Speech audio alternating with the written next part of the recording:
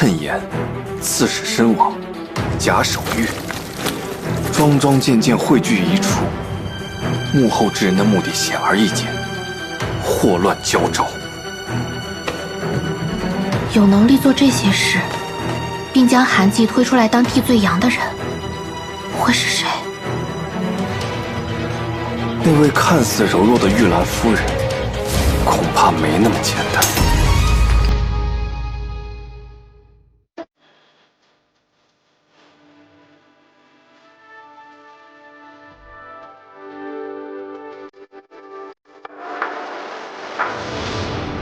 一段会告别的旅程。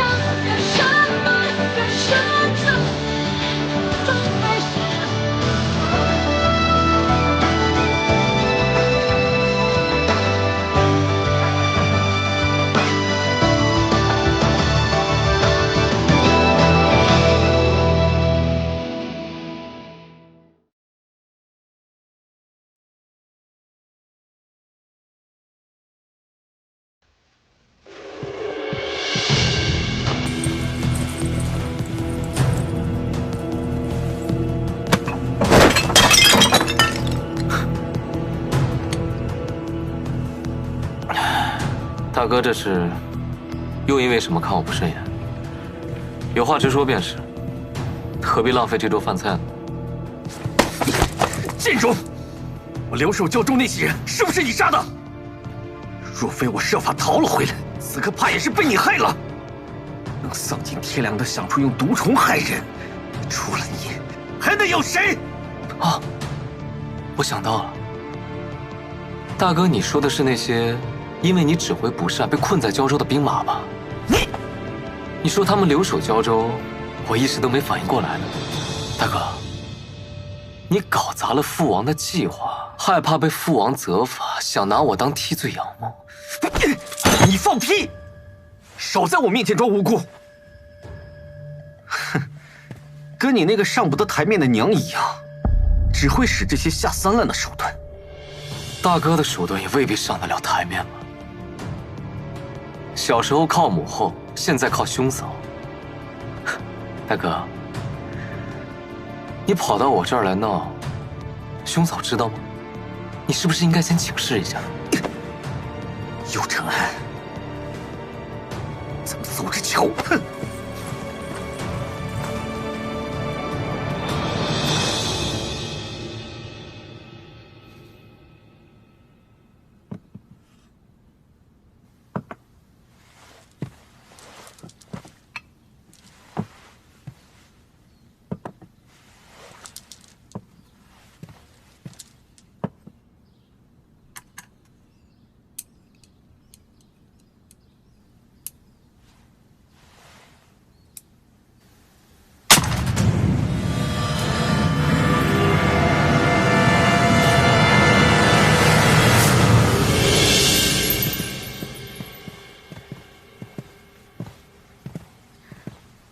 夫人这几日忧思过度，身子不大安好，烦请韩大人好好劝劝。唉，这天天喝着养胎药又有什么用啊？夫人快别这么想，您有多疼惜这孩子，奴婢都瞧得出来。眼见着快到日子了，等瓜熟蒂落，一切都会好起来的。夫人，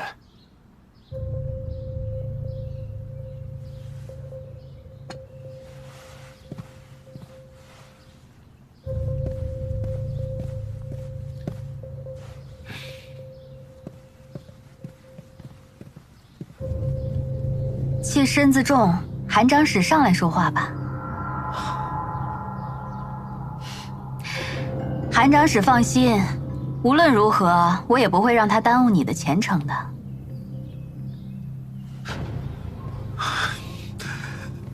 糟了，夫人，我们的事怕是瞒不住了。怎么了？这安郡王夫妻不知听了些什么风言风语，还是从你我二人交往中察觉到了什么，是在找我问话，就一直在试探。既是试探，想必也没有查出什么实据吧？你是不知道这夫妇二人歪门邪道的手段，要是让他们真查到些什么，这柳刺史的事，我就算是跳进黄河，我也洗不清啊！我不如索性，我们一起去向安郡王坦白了吧。哎呀，你莫慌，这样的事，外人能查出什么真凭实据啊？韩长史是正人君子，这外人一探就心焦起来了。若自乱了阵脚，才真上了别人的道，不是吗？可是长史，你定定心。要不这样，晚些时候我去看一看。安郡王是块顽石，不容易对付，但听闻安郡王妃出身乡野，只懂验尸，不通人情世故。这也确实如此。这便是了。你呀，想方设法将安郡王引开，我去同那安郡王妃聊一聊。怎么说，柳世江也是当朝刺史，我的夫君。我催促他们捉拿凶手，也是合情合理的，不是吗？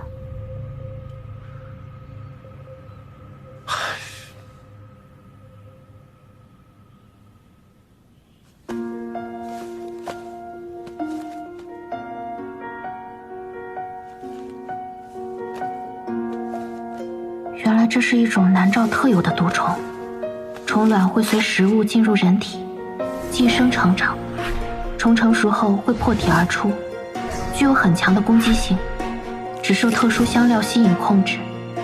若是不加控制，则会向外扩散，伴随水源、食物，寻找新的宿主，重新繁殖，后患无穷。谁啊？玉兰。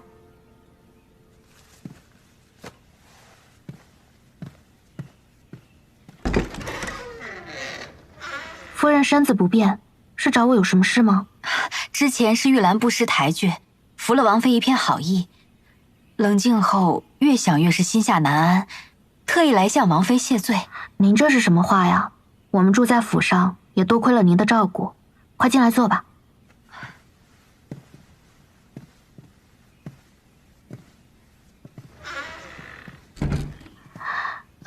实在不好意思，夫人，这些书我用完会收拾好的。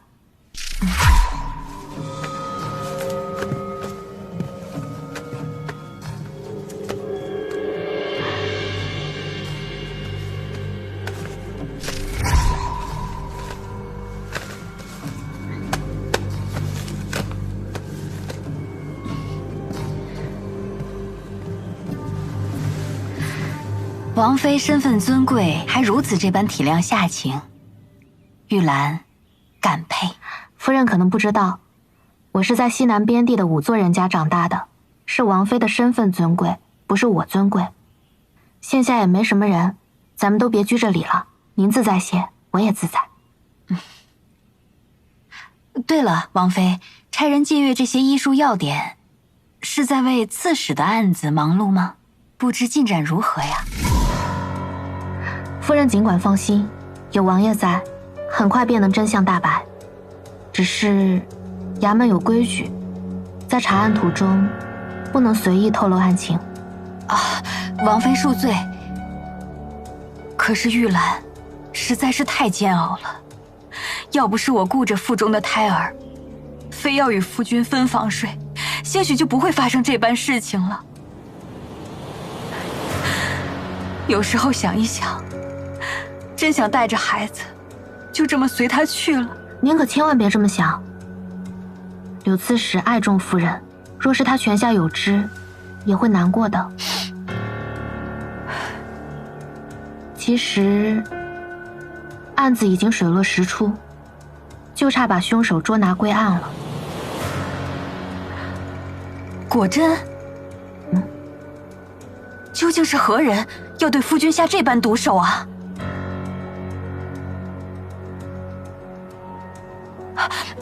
王妃，孙玉兰求你，夫人。罢了，同为女子，我告诉你便是。你先坐吧。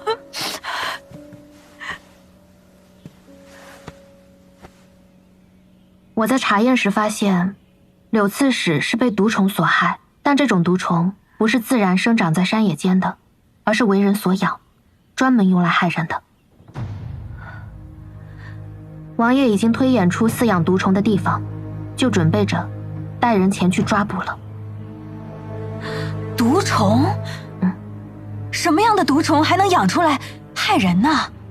那地方怕是凶险得很，你们初来乍到一定要小心，千万别中了奸人的圈套啊！多谢夫人提醒，有王爷在，不会有任何差池。您只需等着元凶落网便是了。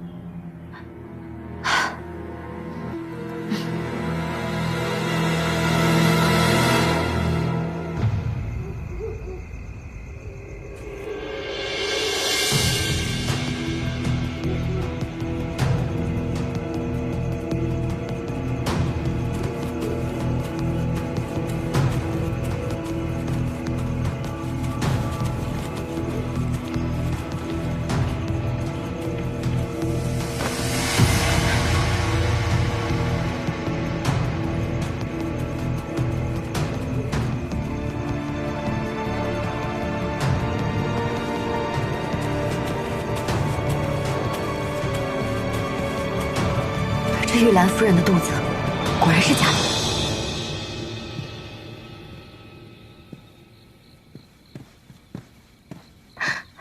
如何了？蛇已出动，罗大当家和大哥已经去追了。果然没错。所幸，你发现了玉兰夫人假孕之事。你和玉兰夫人什么时候开始的？这跟你判案有关吗？我为什么要回答你啊？这……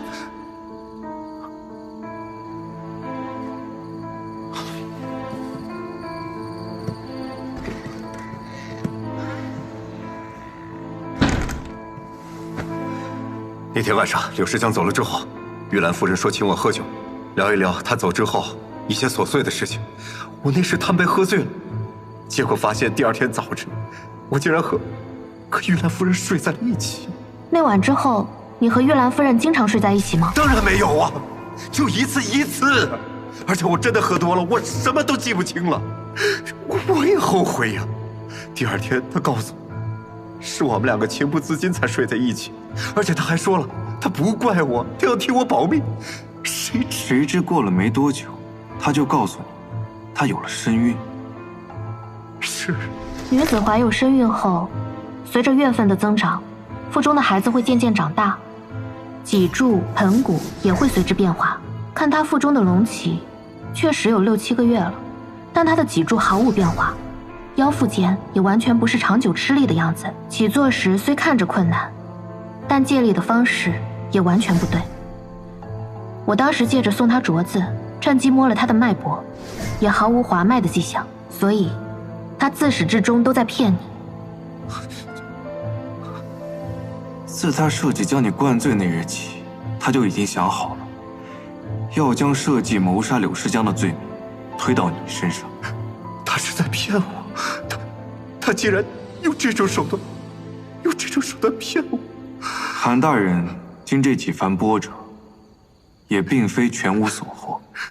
譬如，玉兰夫人处心积虑经营了10几载，能将她挖出来，韩大人功不可没。这听着也不是什么功劳。亡羊补牢，为时未晚。柳世江一死，南诏一可借谶言造势，二胶州无守，人心惶惶，南诏才能在西南边地趁虚而入。那毒虫便是他们的后手。如今的形势已经这么严峻了，这毒虫的危害不容小觑，但想要找到他们养毒虫的大本营，还需要玉兰夫人带路才是。他不仁，也别怪我无礼。安郡王，我配合你，请君入瓮。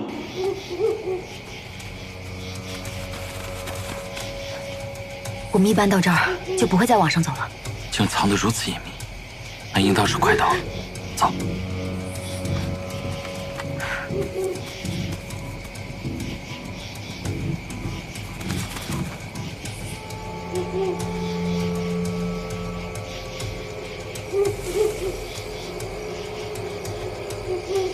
不见了，走。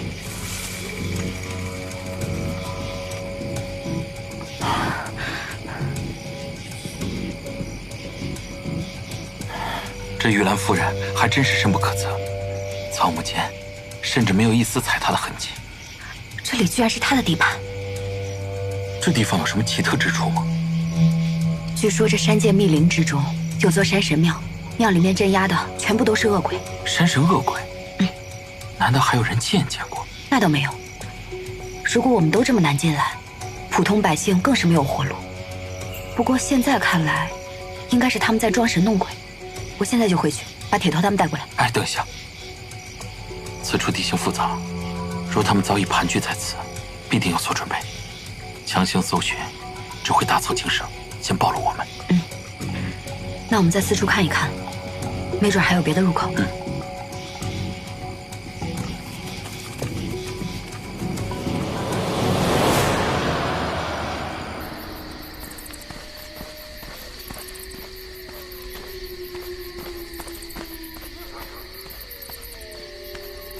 谁？夫人，他回来了。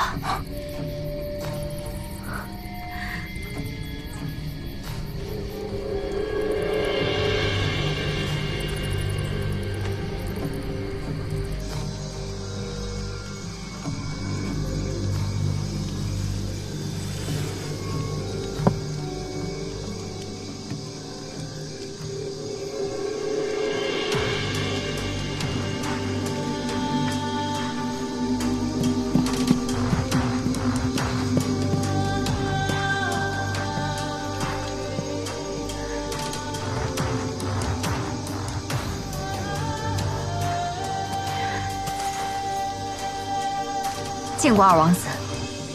夫人为何未经传讯，就擅自离开胶州，漏夜来此了？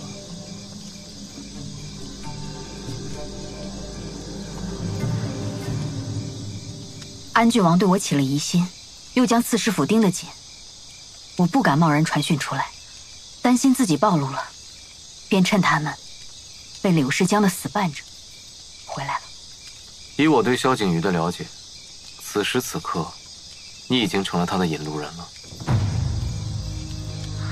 你是说安郡王蓄意引我离开胶州，赶回营地来的？他这个人心思缜密，他明明疑心你，你却能全身而退，你不觉得这是他有意而为之吗？他这是拿你投石问路呢。都怪我性急，中了奸计。但是我回来的路上一路十分谨慎，应该未留痕迹。这几日，我也会让营中人加强戒备，二王子不必担心。不必担心。萧景瑜极难对付，夫人却处理得如此妥当，实属不易。怪不得能将这个毒营打理得如此妥当，比我在的时候厉害多了。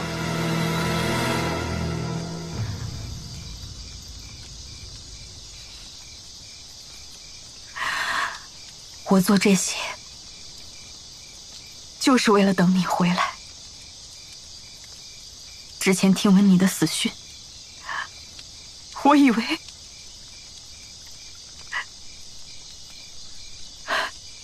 好在老天保佑，毒营物归原主，属下愿一切听令。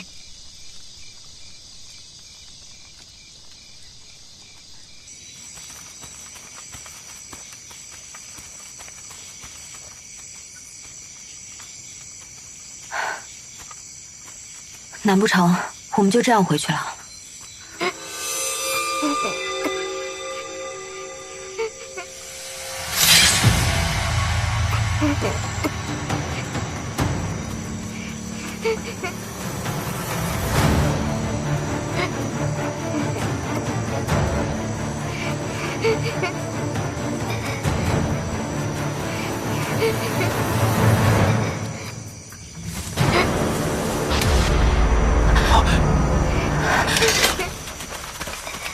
阿果，阿果，阿果，大当家，阿果，阿果，阿果，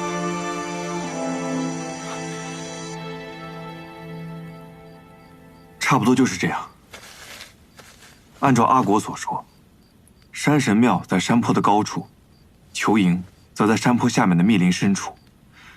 守卫森严，想要将人尽数救下，最好是两面夹击。阿果怎么样了？阿果的腹部有一个很硬的、有蠕动的硬块，应该就是被他们灌下的毒虫。好在时日尚短，毒虫还算稳定，能想办法救治。要是再晚一点，就会像柳诗江一样。这帮畜生，连阿果这样的孩子都不放过。哦，对了，我之前遇见南诏人运送尸体，就在山神庙附近。现在看来，应该就是被他们毒害的大唐百姓。对了，阿果说，他是偷偷从后山一个崎岖难寻的小路逃出来的，但他当时太虚弱了，又担惊受怕，再详细的就说不出什么了。这条小路，咱们得再好好找找。小路，我大概知道在哪儿。早年前镇远山寨遇袭，我带他们到山里面躲过，是有一条小路，不应该叫路，就是山石间一条狭窄通道，可以迂回到森林中。这倒是个趁其不备突袭的好办法。不过眼下大战一触即发，贸然调动军队，军队不能动，我带山寨的人先去。等等，单靠镇远山寨太危险了。我有一个办法。什么办法？南诏闯胶州城，打的是二王子的旗号，咱们不妨照葫芦画瓢，也打个什么旗号出来。以牙还牙。你们是当官的，身份不方便；我是江湖草莽，又是大唐百姓。我前去挑衅，然后深陷其中，你们来救我，不就合情合理了？罗当家虽然是土生土长的大唐百姓，但到底是江湖人士，没有官家的户籍证明身份，从文书上说，不算大唐人。如果事后追究起来，会是个麻烦。我去。你？萧将军要统兵，王爷要统领大局。我这个安郡王妃作为你们动兵的理由，再合适不过了。我跟人护着，陪你一起。那就请罗当家带人先跟楚楚闯山神庙，尽力拖延他们的时间，吸引他们的注意力。大哥，你便寻机带兵，从小路偷袭毒营，拿下毒营后，便借着安郡王妃被掳的说辞，闯山神庙救人。那我这就去召集弟兄们。拜托罗当家了。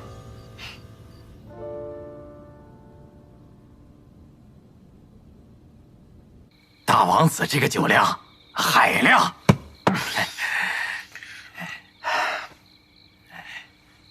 论排兵布阵，我是不是跟萧景离，我远胜于他？萧锦离？他就是个没脑子的莽夫，他不敢与您正面交锋，他只敢在背后耍阴招。论才学，才学算了，那玩意儿没用。谋略，我是不是比萧景瑜不相上下吧？也不能说不相上下吧。应该说是萧景瑜完全不能跟你相提并论。大王子，你想啊，他萧景瑜能有今天的功名，不就是仗着自己家世好吗？他犯了错，全都是手底下的人替他兜着，哪像你，贵为王子，你今天的功绩，全是你真刀真枪拼出来的。说得好。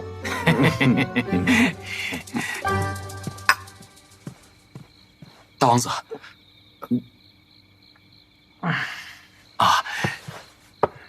那小人先退下吧。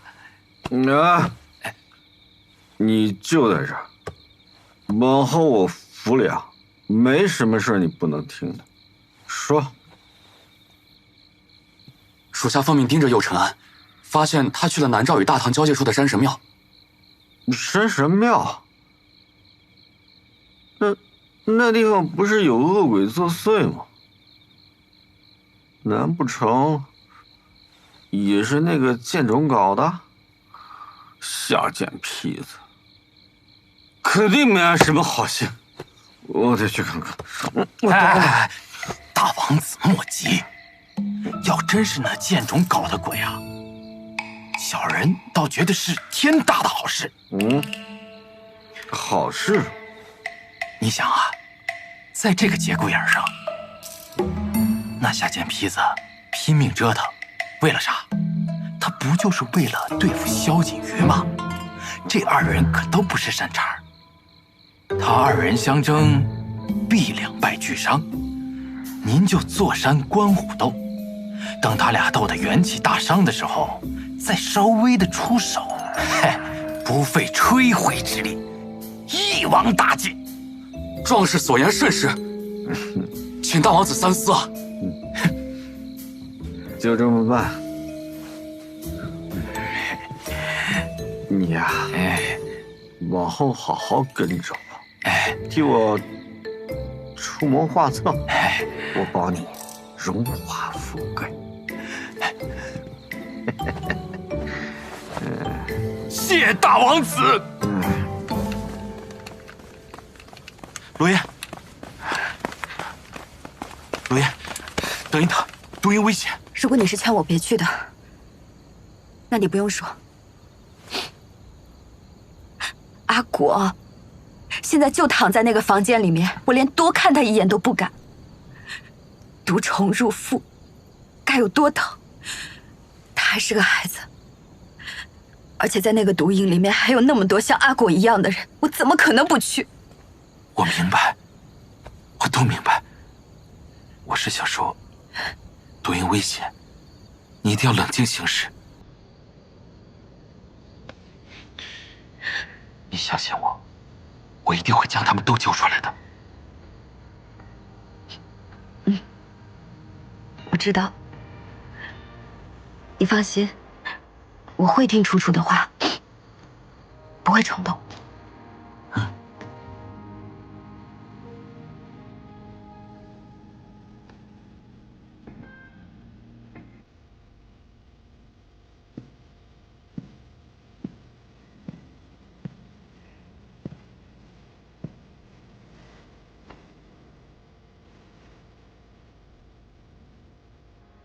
你就没什么想对我说的吗？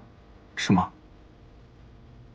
我没和你商量就擅作主张，我知道这件事情危险得很，你肯定不放心。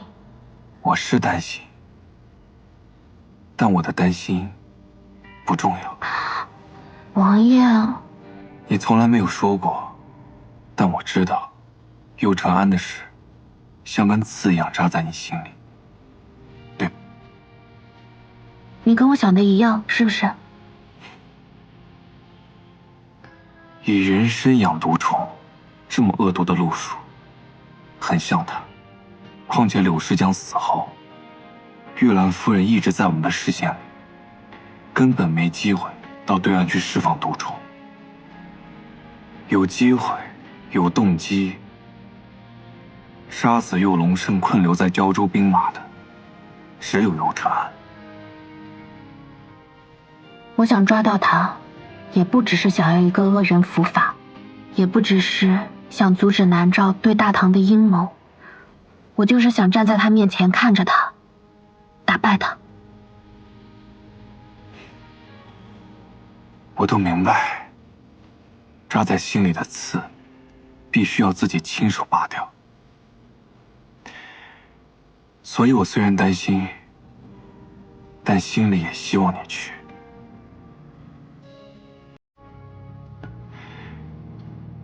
跟着自己的心意走，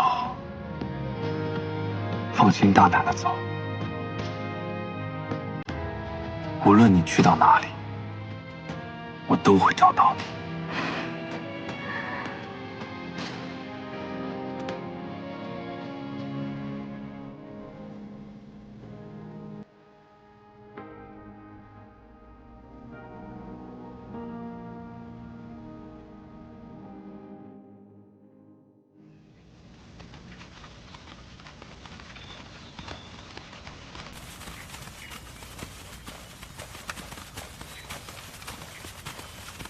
哎，你们看，这片草地明显稀疏很多，应该是经常被人踩踏。按照我们找到阿果的方向来看，小路再难，但是山路崎岖。依照地势来看，他们应该藏在北边凹陷的山涧里，否则日常物资难以进出。我们走。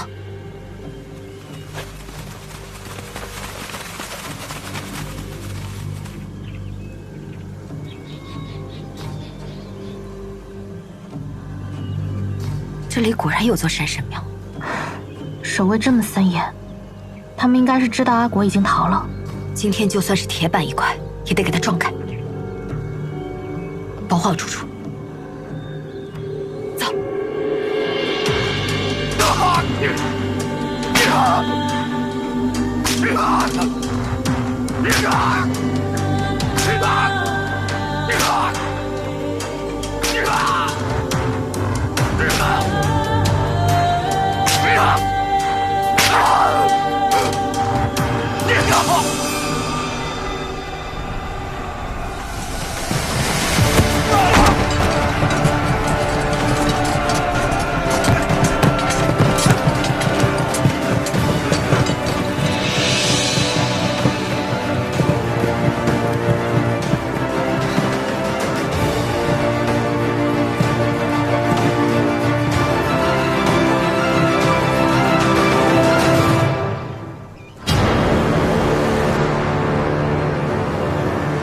这么快又见面了，妾身与安郡王妃果真有缘。在刺史府，我只是个刺史夫人，多有怠慢之处，但在此地，我为主，定会尽心尽力好好招待王妃的。这不是待客之道吧？莫叫安郡王妃笑话。都把刀放下。你自称是此处的主人，那阿王子呢？许久不见啊，楚楚。玉兰夫人费心费力，把此地打造得井井有条，说是主人也不为过吧？果然是你。你猜得对，三法司那段师生情虽然很短，不过也能证明我们心有灵犀。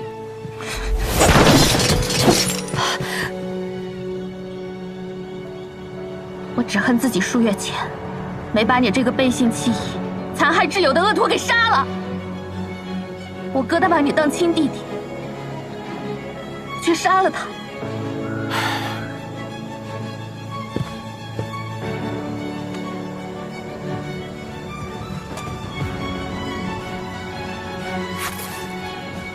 楚楚，你没用刀剖过活人吧？你哥是我在大唐，不，在这个世上最不想杀的人。可我好不容易来到了这里，我好不容易回到了南诏，我好不容易拥有我现在的所有的一切。他又坏我好事，我怎么能不杀他？为什么要用这种眼神看我？我做错什么了？是你说的，无论在什么境地都要活下去，都要抗争下去，对吗？我想要活下去，我想要从死人堆里爬出来，我想要所有欺辱我的人受到惩罚，有错吗？有错吗？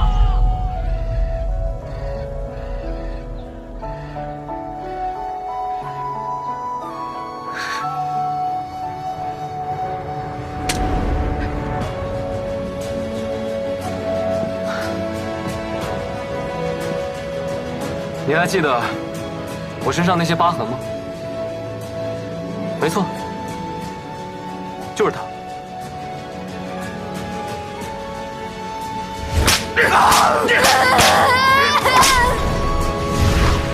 你曾经也受过用刑的苦，为何还要把这些痛苦再施加到那么多无辜的人身上？